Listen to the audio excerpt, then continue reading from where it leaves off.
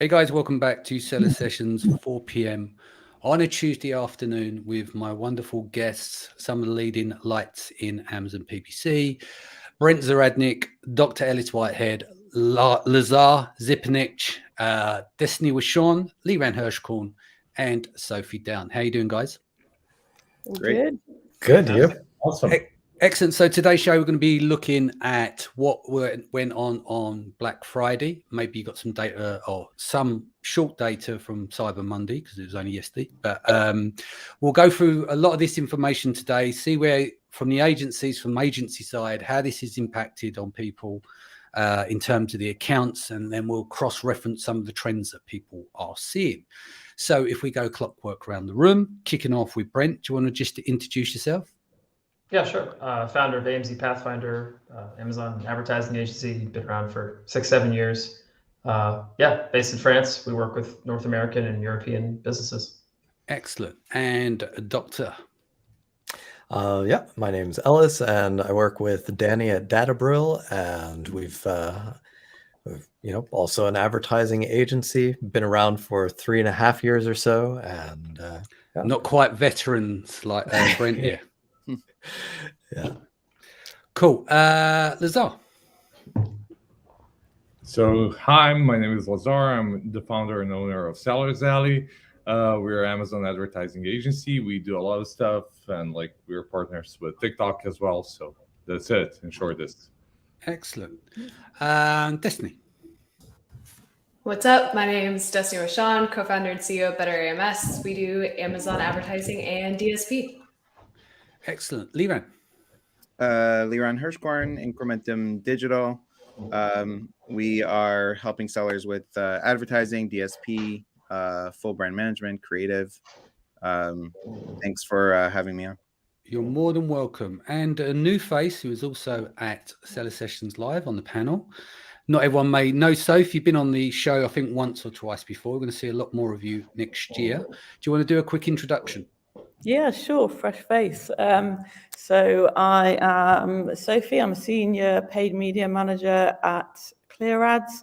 We're an Amazon advertising agency running for about 11 years now. Hi, everyone. Cool. Excellent. Right, let's kick things off. Brent, do you want to kick off? What's some of the stuff that you've seen on Friday that really stood out? 2 or 3 metrics from you kicking off.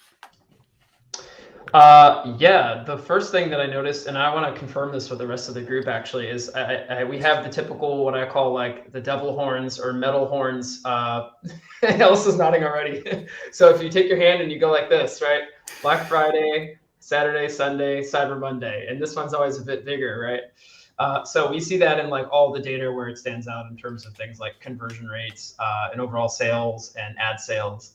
That's pretty normal. One thing I think that was a bit more encouraging this year is the dip prior to the Black Friday, Cyber Monday period was not as bad as it's been in previous years. Like the conversion rate didn't suck as much.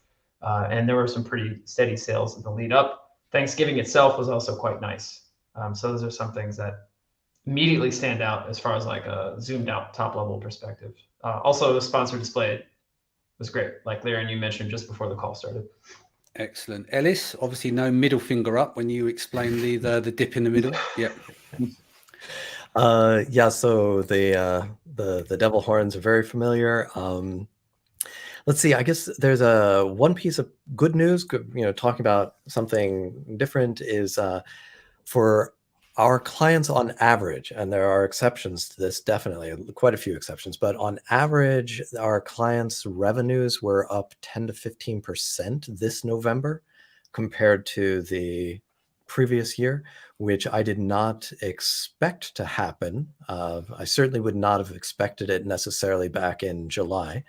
And so that's good news because despite sales they were down a bit for a number of months this year. So the year-on-year comparisons for a lot of our clients were down middle of the year and early half of the year. So nice to see them up. That's the good news. The bad news is that looking across our set of clients is that the average ACoS, and this is across all ad types, has increased quite a bit. So we were looking, it was 31% a year ago, November, and it was 38% this year. Cost per click is going up, competition is going up. I don't think I've ever seen cost per click go up as quickly in a year before. Yeah. Another bad piece of news is that the percentage of sales through ads has gone up substantially. So Amazon expanded their ad space so much this year, and they did this in 2 or 3 waves. And so the percentage of ad sales on average for our clients a year ago was 27%, which I felt comfortable with. And this year it's 40%, November, which is really on the border of what I would like to be seeing ideally. Yeah. And with these 2 changes, and this is the biggest, baddest number, among our clients, the TACOS has increased from 8% to 15%. We might So, as you well know, pack it's up and go almost home now, yeah? Oh, well, I'm no, joking. you know. No, but that's the thing, that we need to get the real word out there in terms, you can all sit here, everyone's running agencies, but this is a battle that we've got to look at, the upcoming battle, and make those adjustments, for our clients, or the clients are making adjustments themselves in terms of where their overall spend is going in terms of running their business and everything else. We do know this is getting to a point where it's getting bigger and bigger in terms of costs. And then towards the end of the show, we'll discuss some of the factors that would lead to this, including aggregators buying up more of the brands, people spending more money, at the higher end of the spectrum. But sorry, finishing off what you were saying there, Ellis.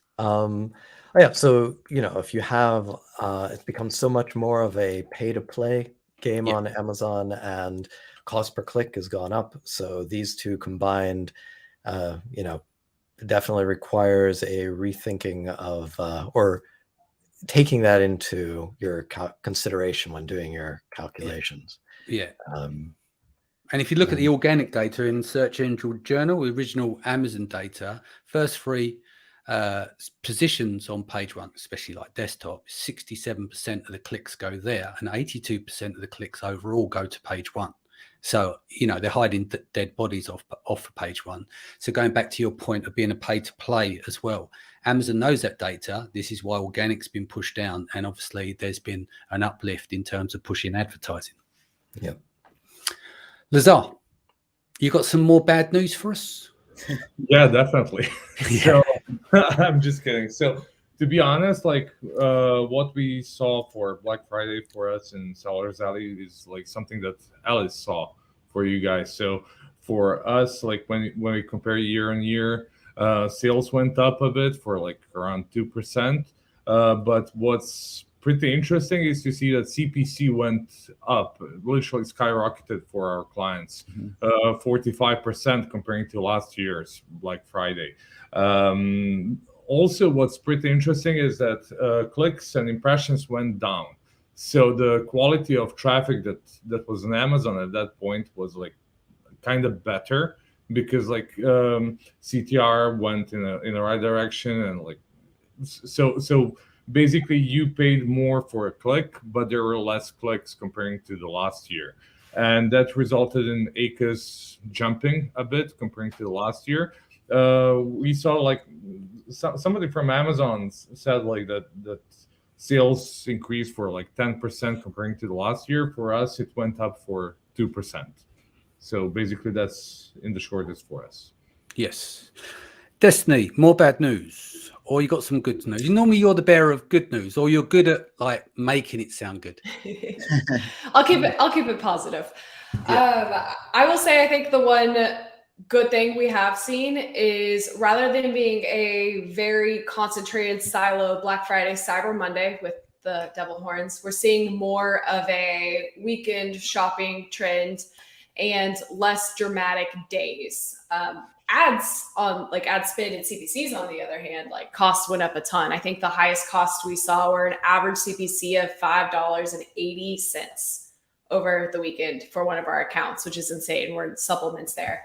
So it was one of the first years we've seen ACOS increase on Black Friday. CPCs skyrocketed and conversion rates actually dropped, we still saw a 40% increase in sales. I mean, we got traffic, like Lazar mentioned. I think it's in a good spot there, but ad costs are just really crazy. And the power of top of search and brand awareness on Amazon is becoming so much more of a focus for brands. And you have large brands that are spending a ton of money that are definitely influencing a lot of those results for smaller sellers. Yeah. Just say to everyone that's listening back here, if you want to leave any comments, let us know. If you have any questions, I'll get the team to answer as many of those questions as possible towards the end of the show, unless it's relevant in that segment. Liran, what are we seeing? Yeah, so definitely last year was a better Black Friday in terms of like increase. I looked at the numbers based on the previous Friday compared to the next Friday. Last year, our clients saw a 111% increase in sales. This year, they saw a 64% increase in sales. Last year, they had about a 6% tacos. This year, over 12% tacos for Black Friday. So definitely not as good a Black Friday. ACOS was about 30%. Best performing ad type was actually sponsored brand headline. Our clients had about a 27%, but obviously sponsored products drove the majority of the sales. And yeah, cost per click has gone up significantly. We actually saw the highest cost per click was actually Thursday. We saw, sort of like, I would say the week before, average across our clients around $1.10 or so. Thursday was $1.31, and then Black Friday $1.26. And the conversion rates were not really any better. They were actually better earlier in the month, around 13-14% ad conversion rates, and then Black Friday was about 12.5%. So yeah, numbers not as good as last year, and definitely more ad sales comparatively than in the past, as far as like percentage of organic and advertising sales. It'll be interesting to see how Monday shapes up once we have all the data from the API as far as ACOS, conversion rates, and cost per click. Cool. Sophie. Yeah, I guess repeating what everyone else has kind of said, we saw a definite increase in cost per click. I've basically spent the day kind of going through each of our clients, and the cost per click will go up anywhere between 25% and 50%, sometimes more, and that's across all industries. So where we see the spike in sales, which is expected, we'll also see a huge spike in cost per click. And I think, if anything, to take a positive from it, it really kind of shows that there needs to be a bigger focus on competition, on competitive analysis, on understanding how to differentiate yourself. You mentioned metrics as to who's focusing on number two. No one is at all. We're kind of leaving people behind there. And that's not to mention all of the external factors that are affecting sellers, so inventory and importing, Brexit, etc. So we kind of had two approaches with our clients. Some clients would reduce the budget, reduce the spend, try and maintain the ACOS, because they knew already that it would be a massive increase as expected. And then some would kind of just test different things, so perhaps test different creative. But yeah, across the board, a definite rise in cost per clicks, along with the rise in sales. But yeah, a slower Black Friday in comparison across the board. So do you think the impact from Black Friday has come as well, is now with, not everywhere, but a lot of places have been more accessible to go to stores and stuff offline? Do you think that's played a role versus what happened last year? Because most people were locked down at this point. So do you think that people getting out, they're buying early, like some of you guys saying it's some impact is happening in November rather than December, towards maybe the end of the month when people are getting paid in the last week or so? Any thoughts on that from anyone? Liran, what's New York looking like at the moment? Is it almost back to normal in some cases? I mean, it's open. There's nothing that's really closed. Yeah. So yeah, definitely. I think there's definitely a lot more brick and mortar shopping than there was a year ago. I'm sure the numbers look great on a growth perspective when we'll look at the brick and mortar numbers. So I think that's a factor. I think also people were shopping earlier. You know, like Ella said, November was up for over last year, and that's because there's been so much in the news. You know, I think it's the first time any let's say consumer even heard the words like supply chain, right, and all these things. Like most people are aware that there's major problems with supply chain, right, which means people bought earlier. I'll give you an example. I bought a product that Thursday already had. There were already Black Friday deals, right? There were deals all week. There's like Black Friday just started much earlier, and it seems like a lot of stores, like the whole November was already like running discounts. So I think Black Friday as an event is just in general not as big an event as it used to be because sales are just starting earlier and earlier. I bought an espresso machine on Thursday. It was already on sale. By Friday, it was already sold out. Like you couldn't get it anymore. So you know, I also think the supply chain issues caused less deals, right? Less people discounting. A lot of people raise prices. A lot of our clients we saw raise prices and do so very successfully with still like really good velocity to kind of start to make up for all the margin issues that they've had, you know, throughout the year.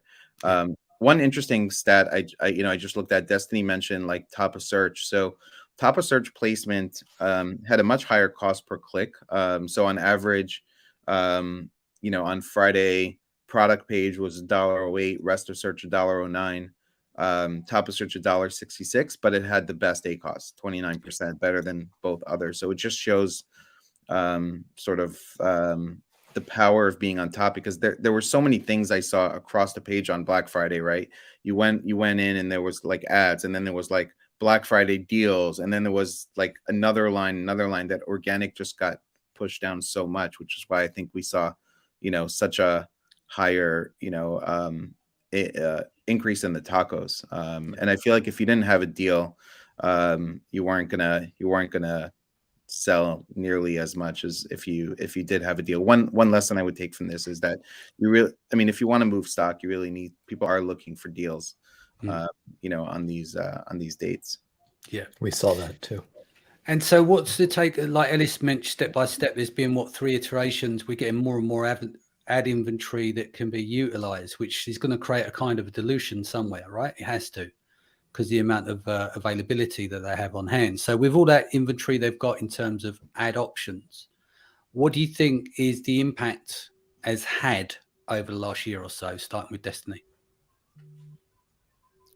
I think one of the biggest factors that we've seen is having to change your expectations with Amazon advertising across the board. It's a traditional marketing budget. It's not a money printing machine like it used to be 10 years ago. Top of search is extremely, extremely valuable from a brand awareness perspective, from getting the majority of traffic. So we've spent more time just educating on why it matters. And I think another thing that's going to play a really big role in that is external traffic, rank manipulation, search find buys. All of that gets slightly shut down or changed. What's the number one known white hat way to drive a ton of traffic on the keyword level? Amazon ads. So combined with all the other factors, aggregators, more, you know, retail brands moving over to e-commerce, all of these things, I think it's just going to be more expensive. I think there's going to have to be some form of algorithm change or ad diversification through DSP and external traffic that way, or else it's just going to be 100% pay to play top of search. And it's a pain because you see 4 organic placements. Below that, you have editorial recommendations, sponsored carousel, video and search, and then 5 through 8. So either change your expectations with ads or some form of algorithm change to kind of even the playing field.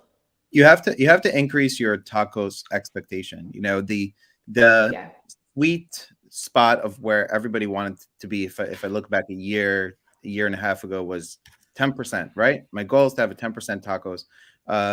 And today, for many categories, it's just not possible to have a 10% tacos. And I think sometimes, you know, people said, hey, but, you know, last year I had 10%, you know, my goal is to have 10% tacos, but it's a cost per click has gone up. There's more competition. It's just not possible for, unless you want to focus on that, but reduce your sales, right? You can't get the same sales with that expectation anymore in a lot of categories. I also think that if you haven't jumped on external traffic and Google and things like that from outside, like TikTok, like what Lazar is doing, then now's the time, because what's going to happen next, right? The next thing is sellers are now moving to Google. What does that mean? All those terms right now that are really cheap, that are 20, 30 cents cost per click on Google, like, kitchen utensils, Amazon, barbecue gloves, Amazon, all these 20-cent terms are going to go to 50 cents, 60 cents.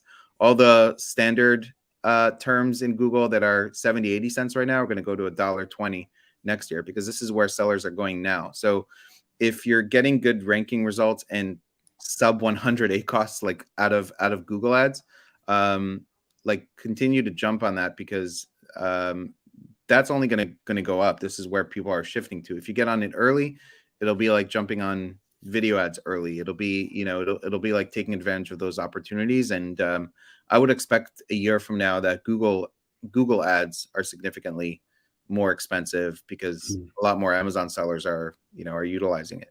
Yeah, and there's a lot more software coming out and making life easier to run Google ads. So they cut out a lot of the display network and the heavy lifting, and they've already got pre-programmed campaigns with obviously target algorithms in terms of bid optimization, things like that. So it's making life a lot easier just to any Amazon seller just to go in, log into their account. I want to set a campaign up like this, and then just run the bid algorithm on it. So it becomes an easier job to do. And maybe if brands get a good enough result from running TikTok, etc., maybe they'll pull back on some of their Amazon, and maybe that'll bring down some of the cost. Eventually the cost of Amazon ads will need, if it just becomes unprofitable, right, the cost will come down somewhat, because it's going to be a matter of the market. And I also think that sellers need to continue to increase prices to make up for it. And I believe Amazon will be sharing more data with you that'll make you want to spend more on Amazon ads. So as an example, today you don't get really lifetime value of a customer. You get repeat purchase rate, but it doesn't tell you how much a customer, like what your average lifetime value or 12-month value from a customer is. But if Amazon gave you that data and you saw that $10 you spend isn't just resulting in a $25 sale, but that customer is worth $75 over the course of the year on average, then you'll be willing to spend more on advertising. And to me, it makes a lot of sense that Amazon would start releasing that data to you as cost per click gets more expensive, in order to sustain the rise in cost, and in order for it to be justified for people to spend that money. Yeah, got a question here. Which software is relating to AdWords? So you've got a new one come out, Amped. I had the founders on the show a couple of weeks ago, which is more tied in and geared towards Amazon, and obviously the attempt to manipulate the algorithm to rank with using PPC. But I think AdRoll and a few of the others simplify the process, but they're not designed for Amazon. And they obviously won't have the attribution to tie up the relationship between that and the keyword, as far as I'm aware. Do you know of any other software, Liran or Destiny? We're using Amped also. Oh yeah, you're using Amped. Soph, do you know any other software that's simplified for people to do Google ads without having to get a pilot's license? I think it's the cry of many marketers is an attribution system that pulls everything and every part of the mix together. I know that we're trialing Amped at the moment, but other than that, I think that's kind of the main focus. But nothing yet that I can say is kind of bang on the mark. But yeah, again, it's been a marketer's cry for a long time to get that attribution from each mix perfectly together. Lazar, anything in terms of Google? I know you guys do it at the agency as well, don't you? It's mainly Amazon, but you do Google ads as well. Yeah, we do Google ads, and like you guys mentioned TikTok, and like we see TikTok traffic to be like huge winner for us, and not for like all of the TikTok users, and not for all of the sellers that are using TikTok, but mostly for those that pass like that honeymoon period on TikTok that lasts for 50 conversions after that, like which is usually around 3 months of advertising on TikTok. For those guys that have passed that honeymoon period, they saw a huge increase in traffic and huge increase in conversions overall. and you mentioned Google. We used to use Acquisio BBM software. It's kind of old software that like probably one of the first that did automated bidding on Google. We use Google as like for bidding at this point, but like if I could recommend one, this one was good in the past. Like we are not using it for like a year now, but like before that it was pretty solid. All right, quick hack here is in one of my private groups. I'm sure Paul Harvey won't mind sharing this. Quick hack to get free 2,000 ad spend on influencers. Create a new TikTok business account /advertising account. Old ones may see the offer. And then part 2, TikTok is offering 2,000 to every brand to be used with influencers. Number 3, set up multiple accounts for every brand. Get tons of free UGC and influencer content, and this expires in January. So there's a little tip there. Anyone wanted to use TikTok. How is TikTok as well, Lazar, influencing? Are you tying this in and campaigning with your clients as well in terms of relationship, while like addressing TikTok and Amazon PPC as the tie-in? Yeah, TikTok is pushing really hard at this point because on Amazon there is a huge competition, and TOS changed a lot in like previous couple of weeks, so that's affecting CPC and everything there. On the other hand, TikTok ad spend is like more reasonable, and like when it comes to CPM and like other stuff on TikTok, it's like way better for sellers overall. And TikTok is offering a lot of different stuff. For example, ad credit for A/B testing, which is usually between like 10 and 20% of your regular quarterly ad spend. Also, you can get ad credit for like additional ad credit, not only for A/B testing, which is also from 10 to 20%. And also, if you don't have videos, TikTok is offering like through us. I know this is like sales pitch, but like we can give like up to $20,000 for creating videos through TikTok partners. Great. So one of the things that's people should check out too is TikTok has a creator marketplace where brands can connect directly with creators for influencer marketing. So paid influencer marketing, but really good opportunity to you don't need any sort of third-party software or anything else. You can connect directly with like TikTok influencers there.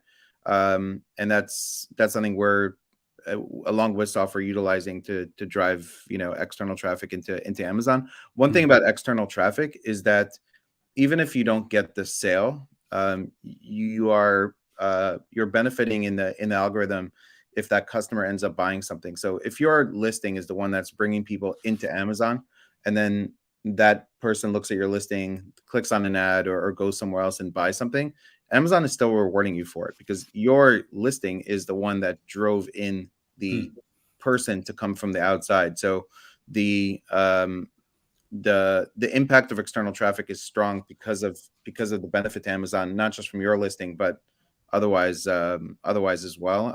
And one of the benefits of using tools like Amped, for example, is that it gives you keyword level data on add to carts and conversions, which you don't get through, let's say, Amazon attribution or in Google AdWords anywhere. So the reason is that they're getting that data through the API, and Amazon is sharing that data with them. But you don't have it if you were to run just Google ads on your own. You would need to create basically a separate campaign per keyword in order to understand the keyword level data. Yeah. All right, switching gears a bit. DSP. Let's talk about where we can see with this going, with obviously the cost per click going up with traditional advertising on Amazon, and we treat DSP as off Amazon, if you like. Where are we seeing DSP going, and where is the advantages appearing, starting with Destiny? I think DSP is a really big direction for sellers once there's more education in the market. I think right now it's very much a seller's game. Agencies own the data and they're advertising very inflated ROAS numbers. But Amazon needs DSP and display to help diversify ad costs. I think it's a great way to go out and get customers rather than waiting for them to come to you. And once the market gets used to the CPCs and the competition in the space, it'll be a lot easier for them to see the value in DSP and the value of a $2 to $3 ROAS when you're going out and finding new customers rather than waiting on them to type in the search term and then show them an ad. So it's definitely going to be a huge focus for diversification and competition and new ways of advertising for sellers. Cool. Brent, we haven't chatted with you for a while. You've been a bit quiet in the corner. No one puts baby in the corner, as they say. I was kind of chewing on what Liran was saying, which I can also correlate to go back to that with the external traffic showing an impact, even though the sales aren't being made. We've seen the same thing with our test with AMP. But when it comes to DSP, I think one thing not to overlook is that more and more features from DSP are kind of slowly making their way into advertising console. For instance, one thing that we set up to a great deal of success this year was more and more retargeting campaigns for sponsored display, because now we have the ability to manipulate that time window. It's not just 30 days. We can do 7 or 14, or I think they added 60 or something like that. So these features that are slowly making their way into advertising console are used by, I think, very, very few advertisers that lack the complexity that agencies do, or more advanced people in this space. So that's still a huge area to get into in the face of all these rising CPCs and other difficulties. Plenty of present but unexplored territory that exists in these, I would say, ad types outside of just sponsored products and the new features therein. When it comes to DSP, I will echo what you're saying, Destiny. It's a little bit of a call out, but a lot of people are out there flexing on DSP and showing off huge ROAS numbers that are not actually representative of what impact it's having. And I think that is actually to the detriment of all of us, because that is training people in the ecosystem to look at DSP as like, oh man, I can get 14 times ROAS, when in reality, the goal is not necessarily that. It's actually things that are much more mid and high funnel. It's not really for sales at the bottom end. That's someone being very selective, showing a retargeting campaign screenshot where they spent $300. That's not an actual large scale representation. Yeah. Well, yeah, I want to add a couple things on DSP. One, Amazon is already in beta on this thing you'll hear more about called the Amazon Marketing Cloud, which is intended to show you sort of the full customer journey that you're not necessarily getting today. So you're not seeing the full attribution. Let's say if you run an audience targeting in DSP, it's a cost per impression model. When the customer sees that ad, goes to Amazon, searches the brand, clicks on a sponsored ad, that attribution goes to the sponsored ad. You don't see the full journey that they started over with an audience ad. So DSP, Amazon Marketing Cloud, will solve some of that. But yeah, the numbers you're seeing on, let's say, retargeting are also cannibalizing some of the organic sales. Because if you're serving up a DSP ad, a retargeting ad immediately after somebody leaves a listing, people go to a listing, they come back and buy, right? And in the meantime, they're being served, some pop-up at the bottom of an app they're on, and then the attribution goes to to DSP. So you just have to recognize that, yes, retargeting is good.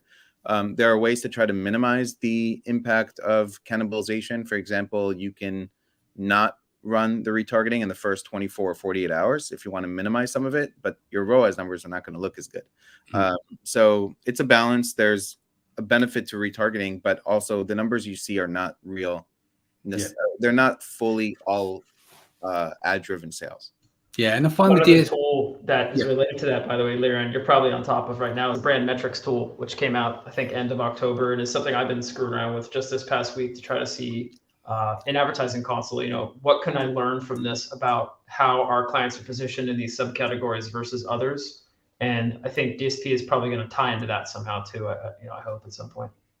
I think also with DSP is when, maybe some agencies, third parties, consultants and stuff are like hawking it around and really low minimum spends, where you're not going to get the real work of DSP and get the impact that you're looking for. So they pick up clients and say, oh yeah, we'll do a $2,000 spend. And suddenly their numbers are really bad. Ellis will articulate this a lot better because we've got like a rule of thumb in terms of our minimum spend, because otherwise you say to people, it's a waste of money. you're just going to burn cash. So people would take the monthly fees, but then their results would be quite poor because their ad spend's so low. Ellis? Yeah, actually, we've been experimenting with something with that recently that I would have to revise it a little bit. But Yep. okay, what we were talking about before was that the general idea of these algorithms that Amazon is using are in the background, they're really, really dumb algorithms. Okay. And and they will show ads for any stupid thing, and they need volume in order to build up data in order to do something that seems reasonable. And because the algorithms are so stupid, if you are only, if you're only giving them $10 a day, they're going to stay stupid. And there can be exceptions. I mean, you might run a retargeting campaign that happens to be able to still do well with low budgets. But what can also happen is that it does well at first and it just peters out and barely gets impressions. Your ROAS might be fine, but it's not doing anything. It's not moving the needle.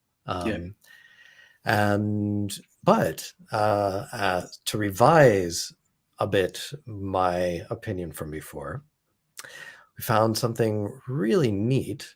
As we've just been experimenting with this over the last 2 months, and that is, for one particular client, we've really been pushing a lot of ads in Seller Central. And so we were thinking, well, maybe these do give Amazon enough data for us to turn down the kind of prospecting ads in DSP and not have a negative impact. So we'd already tried this earlier this year, like maybe in the spring. We tried turning down the spend on the prospecting ads. And what ended up happening was, sure, ROAS was better, but the impressions dropped in the retargeting ones. And so, we turned them back up, the spend back up, and the prospecting ads, which always have usually have bad ROASs, and the impressions came back up in the retargeting ones again. And it's it's a much more balanced, better way to do it. But since we're now spending so much money in the in Seller Central, the advertising console, we actually cut back our spend on the prospecting ads by 50% now over the last 6 to 8 weeks. And it has had no negative impact now. At first it did, but it's come back up and it's just fine now. And so that's interesting to see that there may well be. Yep. Are you sort of saying that instead of running top of funnel in DSP, you're just spending more money on ads in Seller Central, which means you still have enough traffic to get a good retargeting pool? And so, yeah, of course, it's just one test, so I'm not saying that this would always work by any means, but for this particular case, one reason we're doing it is because there are limits on inventory. And because there are limits on inventory, we only want to have a certain amount of ad spend overall and are kind of holding back a little bit. And otherwise, we go harder in DSP as well. But this way, the overall return on investment is higher because the ACoS on the advertising console is not as high as the ACoS on the prospecting ads in DSP. And so we're getting better results. Yeah, definitely overall. And Danny, a couple of things on DSP. One thing is DSP sounds to a lot of sellers that never did it before, they're like, oh, I want to do DSP. But it's not right for a lot of sellers, like you said, right? Yes. If you're spending $5,000 a month on Amazon ads, don't do DSP. Like you shouldn't be doing DSP. DSP, I would say, is, if you're already spending 20, 25, 30, you're starting to spend more on Seller Central, then maybe DSP is right for you. But for the most part, you're going to be disappointed with the results in DSP unless you understand it, and unless you understand that some of it is a long-term brand awareness play, and some of it is truly meant for bigger brands. You're not going to run a Fire TV OTT ad, unless you're a big brand and are looking for that brand awareness. The other thing is that DSP is not just off Amazon. You can control everything within DSP, and you can run ads just on Amazon.com, for example. It's going to be more expensive, but there's a lot you can do there and a lot you can control, but it's definitely not for everyone. And if Amazon pushes you hard on DSP, I would run in the other direction, because one, generally it's cheaper through agencies. And two, most of the time they'll just spend a lot of your money. They'll target things you don't understand. They'll put a lot towards the top of the funnel, and they'll promise things that will not happen. And the minimums are much higher. So just be careful, because I hear stories very often like, I can't believe it, they just blew $15,000 and my ROAS is like, 0.3 or 0.4 or something. Be aware. That's the stories. I mean, no Yes. doubt. So if you do a lot of DSP, what ratio do you like to see? I think when you speak to a client, you want to make sure it's either going to work or it isn't. You need to be absolutely dialed in before you touch DSP. But if you can't make, sponsored products and stuff work, then you may look at DSP if you're spending 10, 20, 30K already. But sponsored products work. You can't make Amazon work. Yeah, we'll always advise on whether we think it's relevant or not. But I would confidently say that we're testing DSP across all elements as much now as we ever have been. So we're seeing much higher CPMs. So we're changing bids all the time. We're testing more audiences. But yeah, we'll always advise a seller whether it's relevant or not. And again, that obviously number one comes down to budget. Sometimes we'll have we'll start running sponsored products, and if we have a seller on for a certain amount of time, then perhaps we might advise to go on to DSP.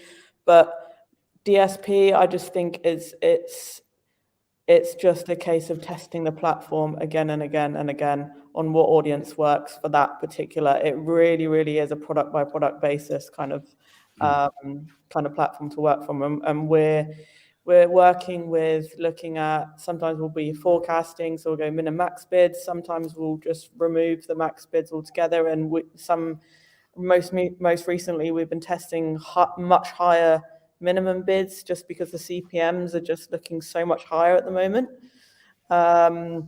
So at the end of the day, it depends on budget, depends on what their return looks like, and we'll always have to be realistic with expectations, because if it's the first time they're on DSP, which is the case most of the time, then we'll have to be real on what they can expect and what we'll be testing.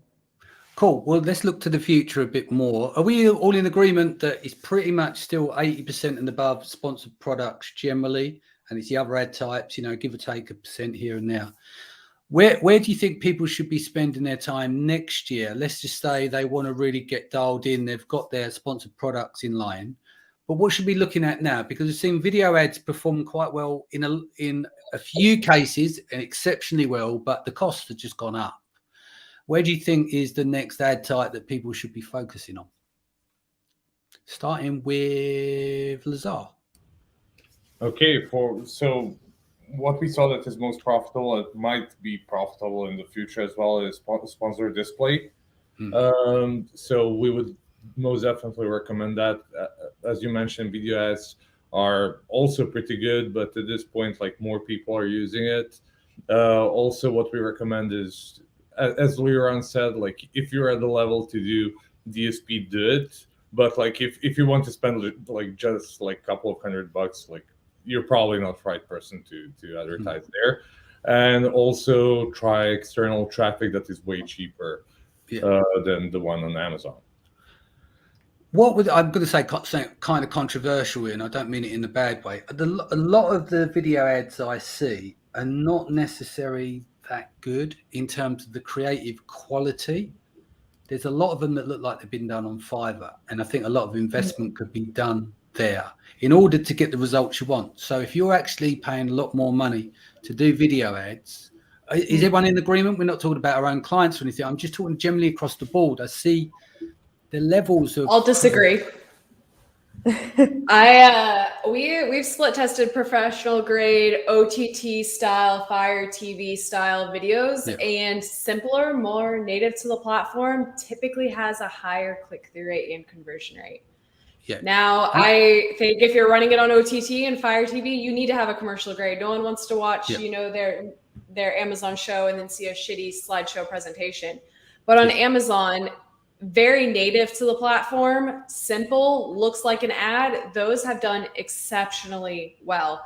Now, you could throw in a fun creative and things like that, but I think that the reason costs are increasing is because there's 2 ad inventory placements for any one keyword, one on page 1 and one on the bottom of page 2. Once we get diversified with the PDP, that'll be different. But I do think you can still get by with a quality but simple, minimalist video ad. I mean, simple works, but simple's hard to do and make it look really good as well, because it's about stripping back all those layers. It's easy to do complex. It just can look like a mess, right? But the key is where's the spaces when you're spreading on your canvas. Is like, how do you make the spaces work? How do you get the video to speak and pop? Danny, in my opinion, it's not so much about the video. It's about the placement and the amount of reviews and price that you have that's showing up next to it, without doubt, or on the bottom of the video, right? If I have 1,000, I would almost do an experiment and run a video that's just a white blank screen on a product with 5,000 reviews at $9.99, and probably I will have a good ACOS on it, because it has that social proof next to it, and I've taken up so much space in the search results.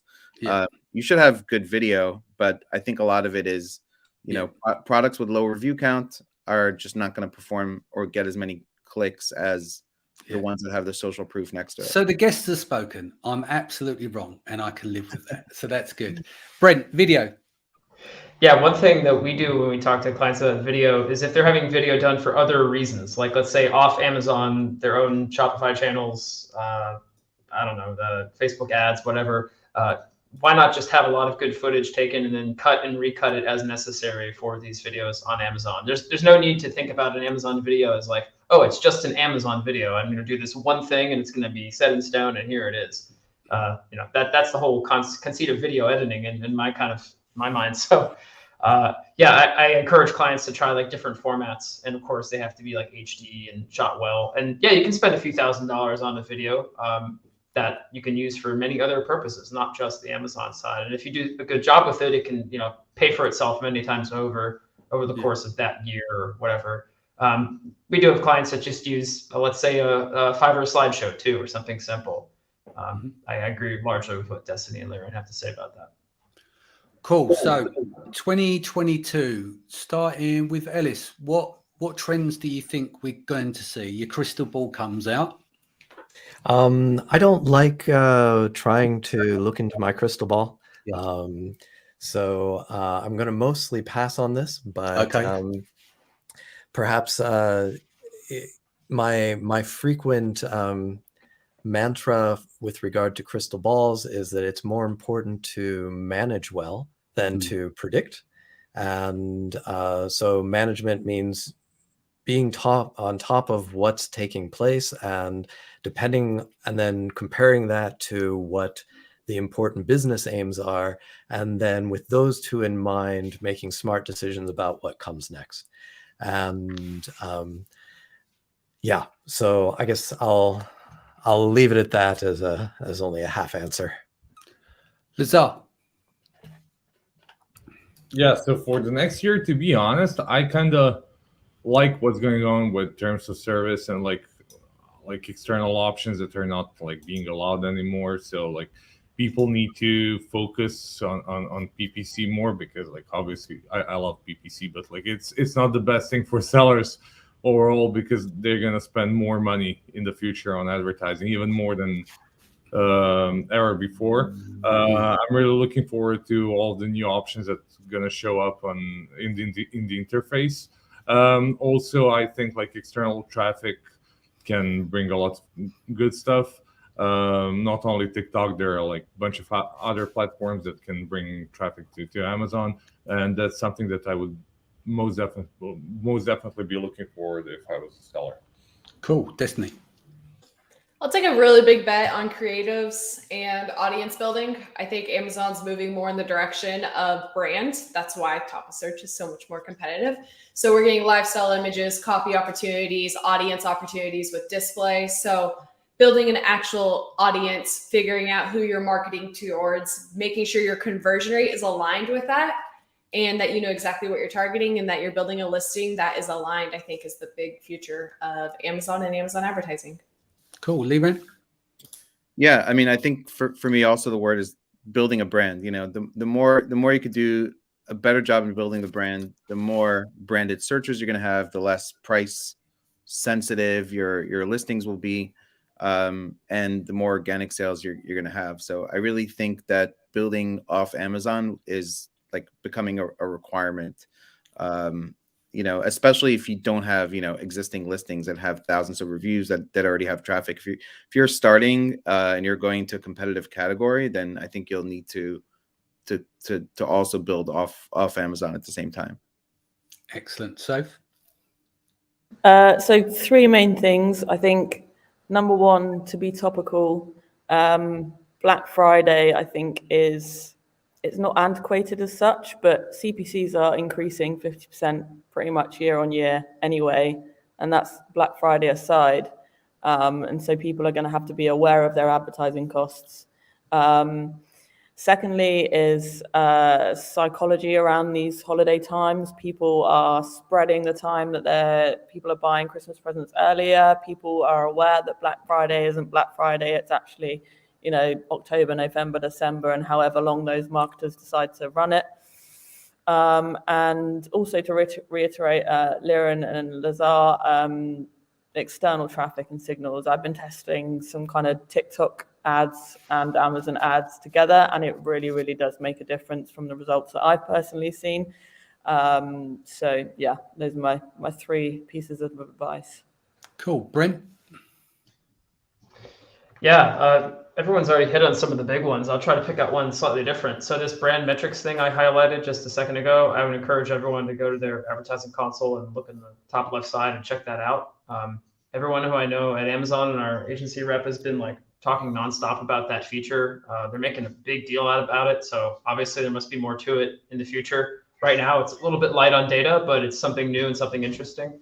I think most of us, if not all of us here, have probably played around with that product opportunities explorer thing too, which does give actual real search volume for some keywords, which is, as far as I know, the first time we've ever had that through an official sanctioned source. So that's also really exciting. And I've heard whispers about some other tools that are probably coming out that provide additional information, which Liren smartly said is, you know, part of Amazon's effort to, let's say, open the kimono a little bit more on what data there is to encourage us to make better choices with our ad spend and allocation. And I think that more of these budget features that have come out recently are also indicative of where things will go in the near future, with Amazon allowing us to be more intelligent about where we can allocate budget and how we can allocate budget based on, let's say, performance metrics, time periods, hour of day is something I'm keeping my fingers crossed for 4 years now. So maybe we'll have that. Yeah, these things are what I'm jazzed about, and things that I think anyone who's a PPC pro is also like has in their mind, along with just sponsored display continues to evolve as an exciting ad type, along with the external traffic that everyone else has highlighted. Those are the other 2. Cool. I'd like Brent, to add one sorry. thing. So let's see. There are these new CP.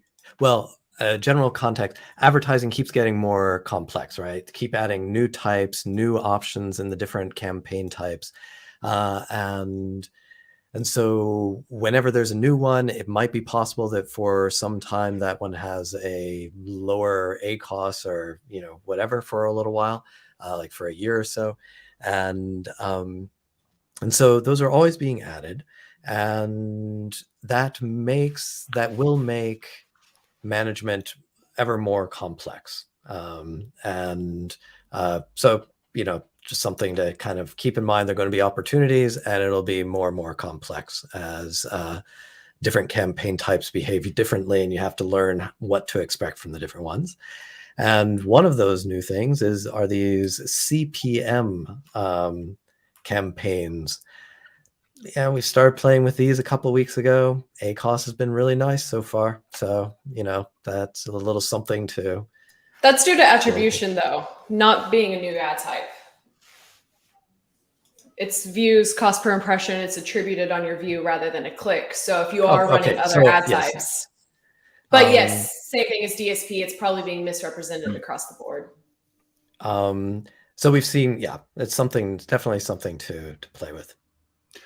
Cool. Before we say our farewells and go around the room, all you guys are invited back for Thursday as we celebrate Seller Sessions 800. So our 800th episode takes place on Thursday. We'll have about 30 or 40 guests rolling through the doors. Lots of people that you would know in the industry. Each person's going to come with one tip for next year. This is leading up to Seller Sessions' 5th birthday. And also next week, we'll be putting on sale the Seller Sessions live tickets and the Branded by Women live tickets as we take Branded by Women live into the live arena. So that's going to be Friday the 6th of May, and then Saturday the 7th of May will be Seller Sessions live. I'm going to preview the new, me and Alex have been working on this for a few weeks now, the new Seller Sessions live promo video, which we've been using some really nice special effects. So we're going to preview that at our sold out Christmas party on Saturday, which I think, Sophie, you're coming along. Destiny, you'll be there. Lazar, you won't be there, but Yana's coming. Yeah. Brent, are you flying in? Brent? Sorry, I was on mute. No, unfortunately, I'm pretty burned out on travel at the moment. I really, really considered it, man, but yeah. So that's this weekend. So anyone's traveling, if you're having a struggle at all with PCRs or anything like that, contact me privately and I'll put you in touch with my travel agent, Brett, and he'll make sure you're taken care of for whatever country you're flying in from. So as we say our goodbyes, starting with you, Brent, what's the best way people can reach you and use your services? You can find me on Facebook, where I respond to pretty much any message that's shot over. You can email hello@amzpathfinder.com or just come to our website. People on my team are trying to get us to sign up for Instagram, but I only recently signed up for one myself, so I'm like a grandpa still figuring it out. That's right, Destiny. Yeah. So you can't find us on there yet. You can find me at Brent Cycles, but past that, no, that's about it. Excellent. Ellis? You're muted at the moment. I know you're going to say just reach out to me. Yeah, you can find me through find Ellis on TikTok. Yeah, Ellis will be on TikTok with his young family. Lazar, best way to reach you? Office at Sellers Alley or LinkedIn. Excellent. Destiny? BetterAMS.com or LinkedIn. Excellent. Liran? Incrementum Digital, and you can actually find me on TikTok. What are you doing on TikTok? I haven't seen it. I took TikTok off my phone. I have one video I posted from my powwow trip that has more than 2 million views now. Mostly non-Amazon stuff, but building up my status. Maybe I can send traffic to Lazar, through a TikTok program. But social media. Soph? I'm never going to share my personal TikTok because it'd be thoroughly embarrassing. But Sophie at clearads.co or clearads.co.uk. And make sure to find Sophie Dawn on TikTok. Guys, thank you so much to give up your time and attention today. I'm sure the audience will enjoy this as well. Don't forget, make sure you tune in on Thursday, not Wednesday, but Thursday for Seller Sessions 800. And as I said, there'll be one tip from a lot of names that you know in the industry, from Stephen Black, Anthony Lee Rand's going to come back, Destiny's going to back. Ellis will come back and many, many more. So we'll roll through people like the show, like we did with Seller Session 600. I think we managed to do 60 guests in 83 minutes. I was trying to get 60 in 60, but people had to breathe between their words, so we didn't get it off. So Danny, is there a podcast like Guinness Book of World Records for guests on a per hour? Do you know what? I actually not approached, but I got some to look into it. Never got anywhere, but I was trying to see if we can get in the Guinness Book of Records for 77 Facebook Lives in a row. But I've not looked at the amount of guests on the podcast. But I'm sure it's up there. I'm sure there's some people out there. But it's a celebration of the community as well, and that's why I want to bring in good people, bring them all on to celebrate them and say a thank you, because the show can't go ahead unless I've stellar guests like you guys. Yeah. Thanks. Cool. All right. I'm going to love and leave you. Take care of yourself and your family. Much love, and I'll see you again soon. Take care. Thanks, Danny. Bye.